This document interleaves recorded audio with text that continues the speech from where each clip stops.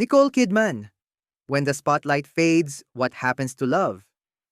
Nicole Kidman, kilala sa buong mundo, Oscar winner, superstar, at dating asawa ni Tom Cruise. Pero ngayon, nasa balita ulit dahil sa divorce. Bakit kaya sa Hollywood ang daming kasal na uuwi sa hiwalay? Ang wedding, punong-puno ng lights, red carpet, at glamour. Pero ilang taon lang, tahimik na, at separation na ang ending. Kahit mayaman, kahit maganda, kahit sikat, hindi garantiya ang forever. Ang aral dito, totoong love hindi nabubuhay sa spotlight. Nabubuhay ito sa sakripisyo, pasensya, at pagpapatawad. At higit sa lahat, dapat may ugat. Mas malalim kaysa fame at pera.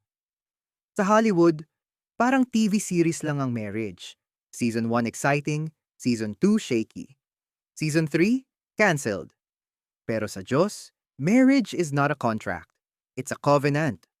Kaya pag nawala na ang ilaw, ang matitira lang, yung tunay na pag-ibig. Next episode, Why Stars Can't Stay Married.